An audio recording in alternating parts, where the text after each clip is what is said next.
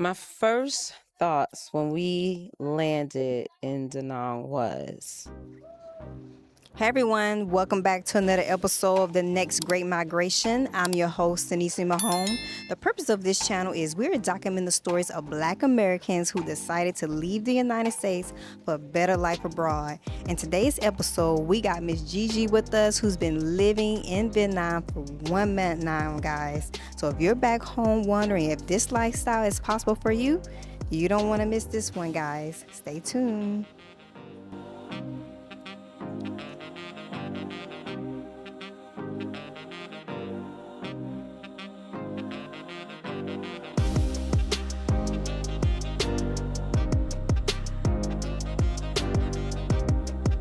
Hey guys, welcome back to the show. Thank you guys for being here. We have Gigi with us. How you doing, Gigi? Hello, honey. How are you? Trying to get used to these braces, girl. They Sorry. look good. Look, it's gonna be worth it. I promise you. Look, I had Invisaligns, guys, so I know what Gigi is going through. And not to mention, we are out here in the heat because Philgall is out here, guys. But look behind us. Look at this beautiful Oh, my view, goodness. beautiful beach. We are still here in Da Nang. We are in Vietnam, guys. The view is Amazing view. beautiful. So let's start off with introductions. Okay. Tell everyone where you're from. I am from South Jersey, New Jersey. Shout out to South Jersey. Yes, I'm originally born in New York, raised in Queens via Long Island. Then when I became older, my own, I moved to Atlanta and then back up north to New Jersey. So that's where I've been for like the last 30 years. Awesome. And now you're in Vietnam. And now I'm in Vietnam. You're talking about relocation. I know, relocation for real. And Yes. it's beautiful here. So why did you decide to leave the U.S.? How did that whole process started? I know I probably sound different than most, but I'll tell you, in my 20s, I've always felt like I wanted to see the world. I wanted to get out and see more. Felt like there was always other things to Mhm. see. But I had my children young, my first at 18. And so, that kind of slows things down for you. But it never stopped my dream. Mhm. And when I got a little older, I thought about moving to Canada. And, you get these. Canada. I know, right? Canada? To the cold. I don't know why I was thinking Canada. I don't know, because maybe it was something I'd seen, not really understanding the world in your young 20s.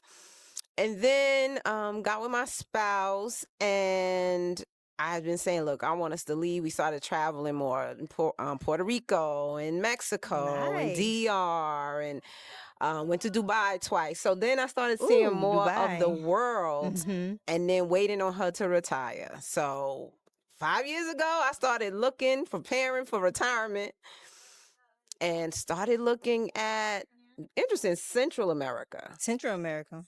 Ecuador and Colombia, even Panama.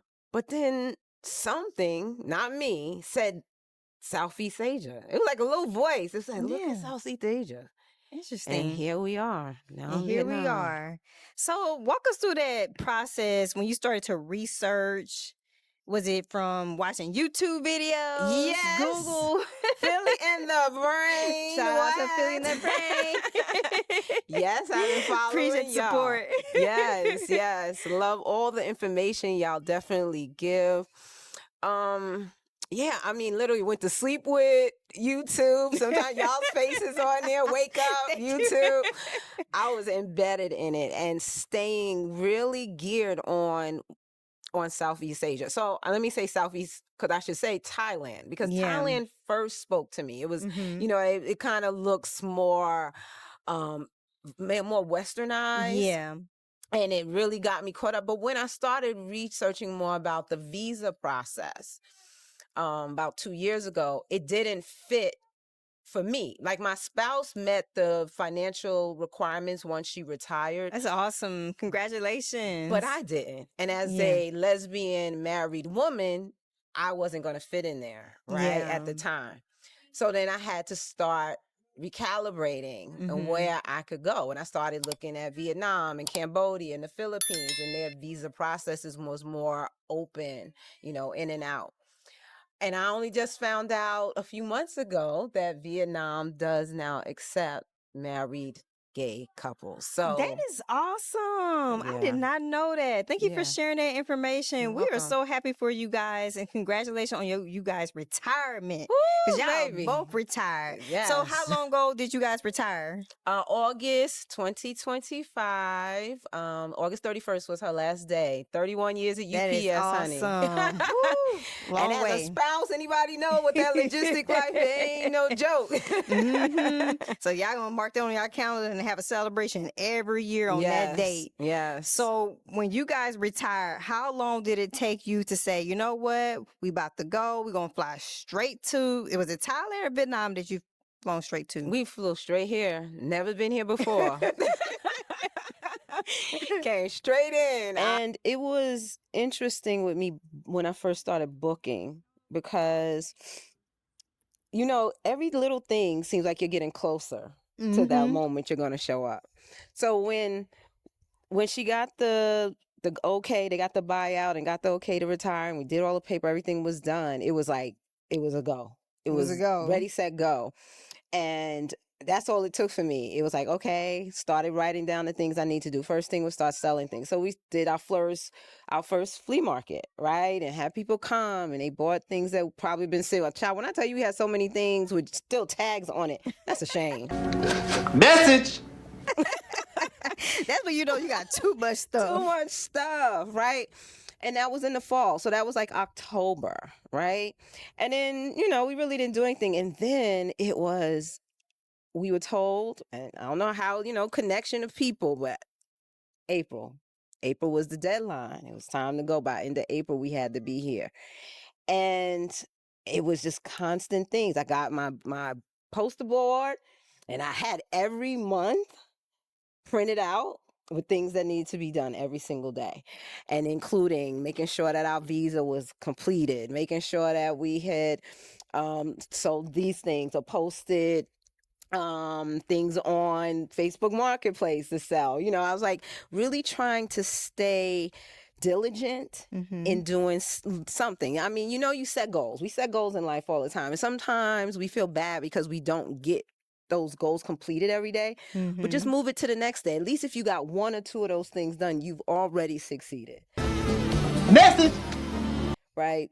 So that was my focus. Just hit that every single day. And the day that we ended up getting all the stuff sold, and then people started noticing. It was a funny thing because we never told anybody that we was going anywhere. Really, I didn't even tell my jump rope group. I was gonna ask you about that too. Like, we got to get back to the jump rope, but I was gonna ask you, did you guys tell family? Like, how soon did you tell family? Was it before you guys left or after? Literally, maybe 6 to 8 weeks before we left.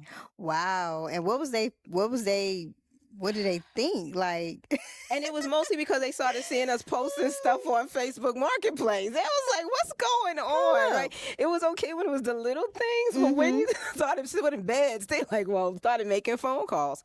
And then we started telling her. The hardest one was telling my mom, because my mother and I didn't have a great relationship as I was growing up. And in this last year, we gotten so close. Literally, when I say this year. And it was hard to tell her because now she had also made a decision that she wanted to move closer to us. She lives upstate New York. And now I'm having to say, Mom, we're leaving. And when I told her that, she was like, oh, okay. I mean, you've always talked about relocating. But she was thinking way out. And I had to say, no, we're leaving by April. She's like, this April? You know, so that was the hardest piece of that puzzle. You know, my children are grown and we've always talked about it. So that wasn't it. My mother was the hardest part. Yeah, because she was hoping to be near you guys. Yeah. But I'm so glad that you guys decided to be here. And then you decided on Vietnam. So during that time when you guys were in the United States, you were selling everything.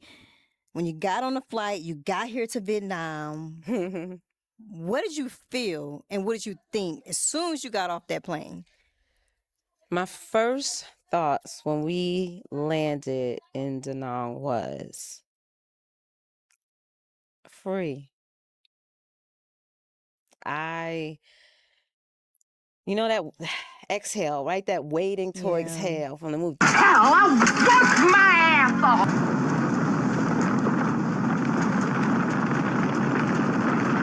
That's exactly what I felt like. I had been holding my breath for the last 10 years and just exerting little bits and puffs every day.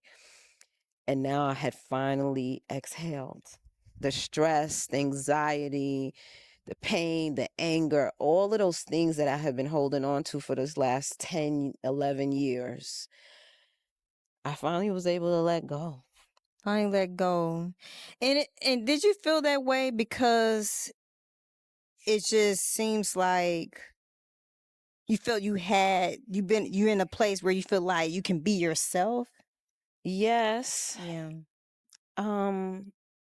Without the stigma of being a Black lesbian woman, because it seems like Yeah. over there, that's what they see. It's what you are. I mean, I can't change my color, and I wouldn't want to. Yeah. Maybe when I was younger and I look at these younger children and I see how sometimes they may have this, colorism thing about themselves, and I might have been that younger.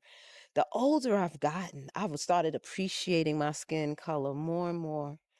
I am so happy, grateful, and blessed to be a strong Black woman whose great-grandmother raised her to be. Amen. And you're a beautiful sister. And so are you, honey. I'm enjoying my brown hair. And around here, guys, people stare and look because they're curious, but also because they are seeing and walking amongst beauty. That's it. I And- get it all the time. They be like, "Oh, beautiful, your hair." All the time. I walk the riverside, walk downtown, and that's what I hear. I don't hear that back at home. Yeah. And people back home need to hear that. And that's the reason why we created a channel to share the stories.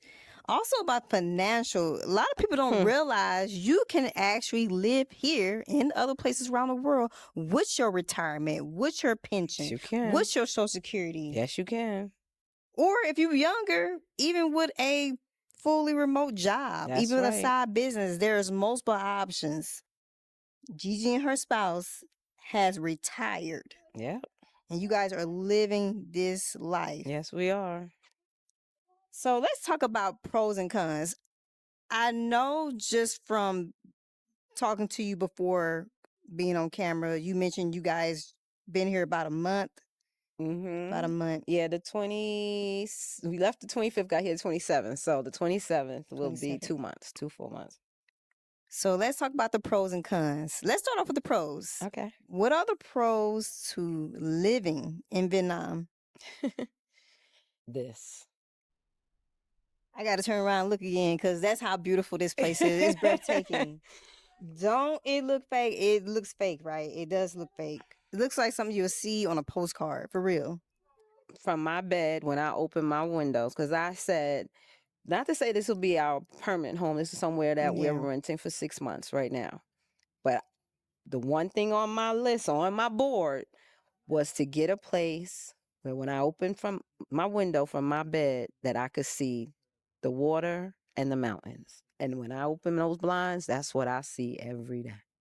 You know what's interesting about that? When we were back home, I was saying the same thing, that I would love to live in a place where there are mountains and beaches because I just like that combination.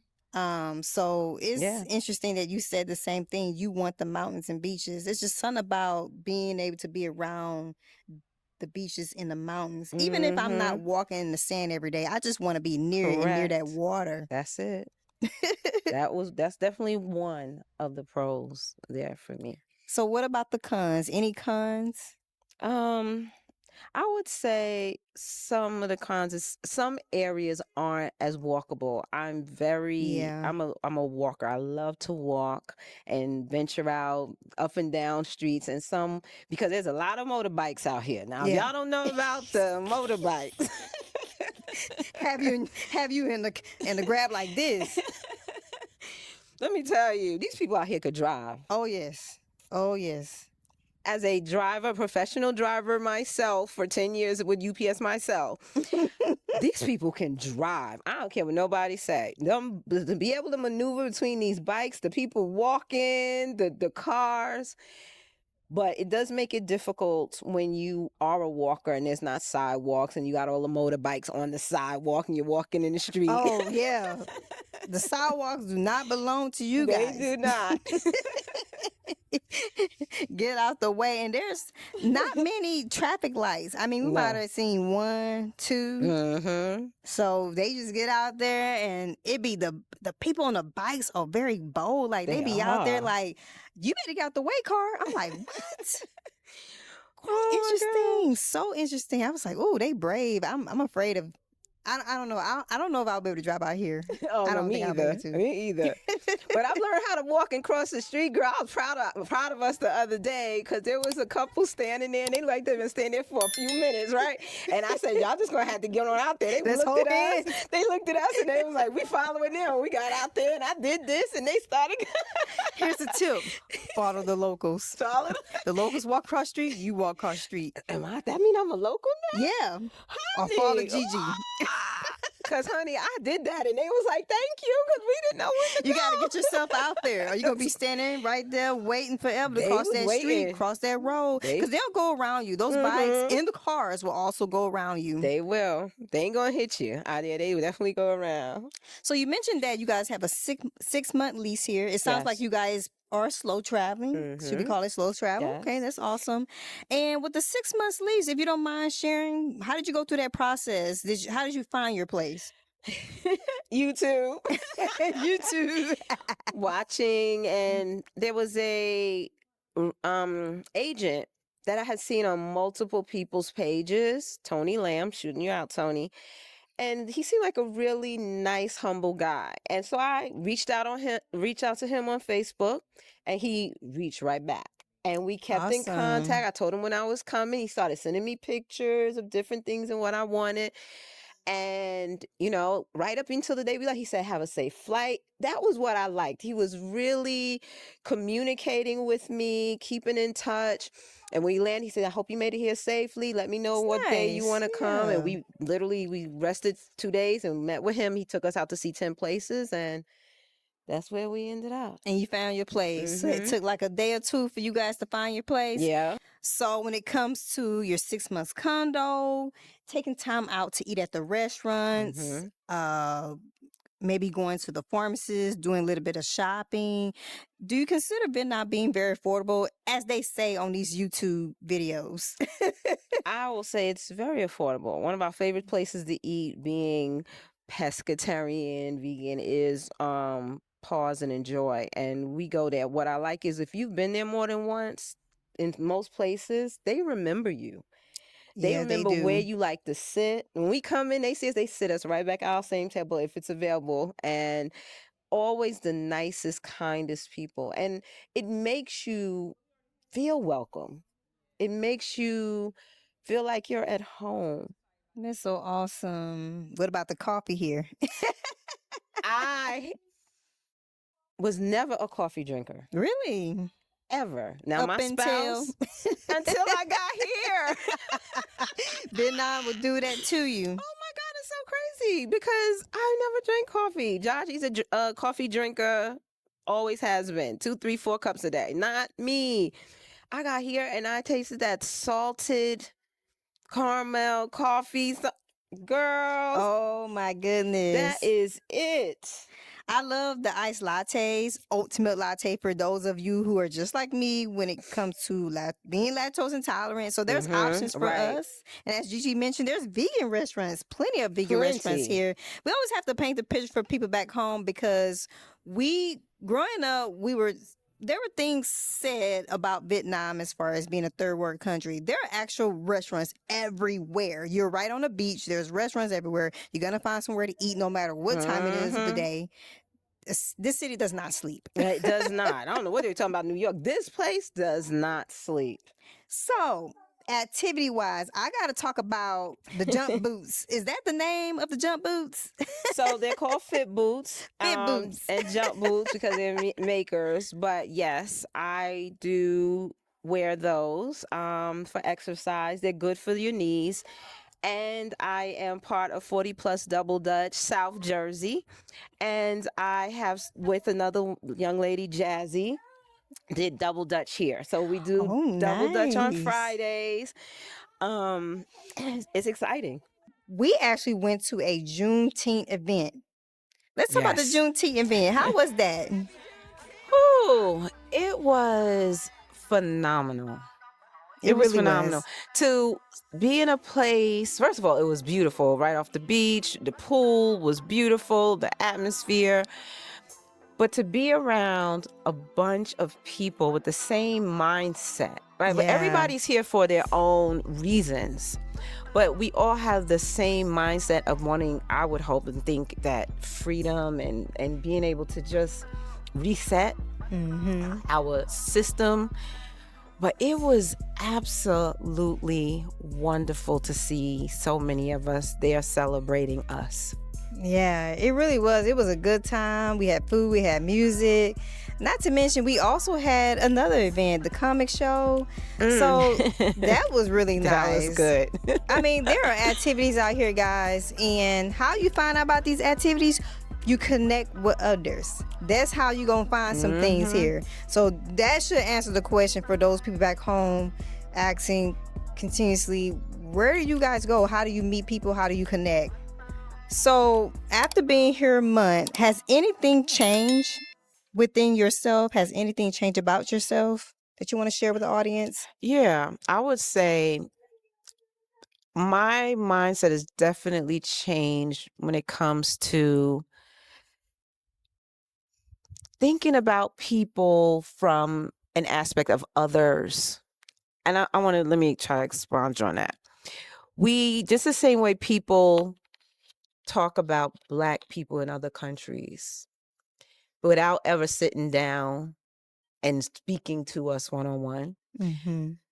We've always have these other little mindsets of a specific group of people. When here now I'm living with these people, amongst these people, Yeah, and I'm getting to see that they're just like us. they just are. want to spend time with their family, which they do. At lunchtime, they shut down. Everything. Everything is down at lunch for them to rest and eat and reset. And then they get back at it. And at 5, 6 o'clock, it's shut down for those that have those jobs. And they are outside enjoying their dinner with their families and friends. I mean, to me, they have it right. Like, They we've do. all had it wrong. You know, we work and work and work and work, and we never spend time with them. We don't appreciate the small things. We just go on about life. Now I see the trees blowing in the leaves, and I'm appreciating that. I'm appreciating each one of these little things around us so much more now. So for anyone back home that is interested in living a slow travel life like you guys are, what advice, if any, do you have for them? I would advise to speak to your inner self. Speak to your partner, your husband, your wife, and find out if you both are on the same page about wanting to do something different. And if so, take the steps, stay focused, and get it done. Yeah. We do it for every job that we clock in 9 to 5. Whether we want to get up and do it or not, we just do. But it seems like when it has to do with our dreams and our aspirations, we seem to always push those things back, and we need to put us first. That's great advice. So is there anything that we haven't discussed yet that you find is very, very important to discuss? I think one of the things I would say is in the financial piece is when you come over here with your American money, it's easy to get lost in how much money you have compared to the dong. But I want you to remember that dollar difference still matters. It still matters. So when you come over here, as time goes and you start learning the difference in the finances, make sure you're starting to change your mindset to the dong prices and not just the difference in the American, because that's how I believe people get lost and how they end up not having money to save and put away the way they really want to. Message! And I realized that within a month in, that you can definitely get lost in that, comparing, the difference and how much. Don't do that. Think about it. There's something that's 17. If you're looking at that at 17,000, you're like, is that really worth me spending? Though for your American dollar, it's not that much. That's great advice. And Phil and I have had these conversations before. No matter which country you go to, you have to change the way you think about money there and say, is this worth it? Is this what the local will pay for it? You know what I'm saying? Because if you just think back home in America is cheaper than back home in America, so I'm going to pay for it. No. So yeah, that's great advice.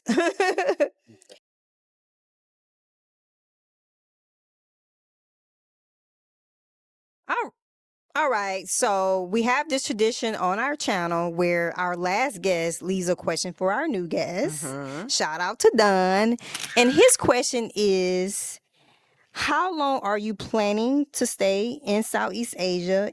And are you planning to visit other countries outside of Southeast Asia?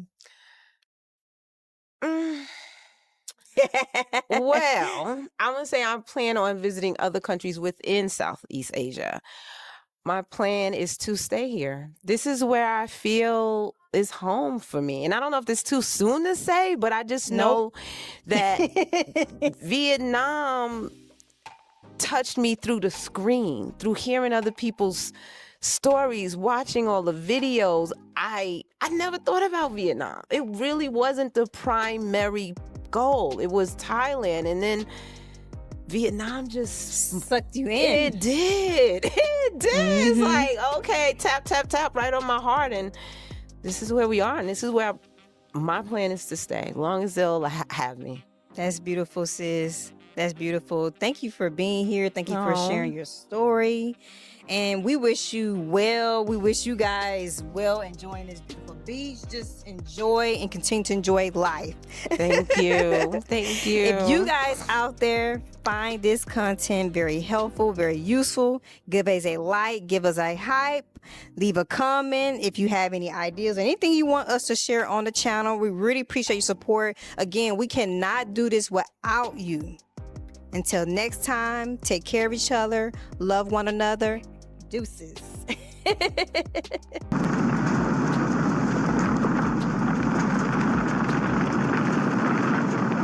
Are you constantly wondering if you'll actually have enough money to retire? Most of us never truly learn how to invest. I mean, the ideal of retirement could be overwhelming, even scary at times. Maybe you think Social Security won't be enough, or you simply just want more control. That's exactly why we created our ebook, Beyond the Paycheck. Build your future with dividends. Now, it's not a quick fix, but it's a powerful guide to building your own extra stream of income. We'll help you shift your mindset, find your unique financial number, and teach you how to build a simple, effective investment portfolio. You don't need to be an expert. You just need to be ready to take one small step towards feeling in control. Our ebook, Beyond the Paycheck, gives you every tool and template you need to get started. You got this, y'all. Let's build that retirement you actually look forward to. Grab your copy of Beyond the Paycheck today.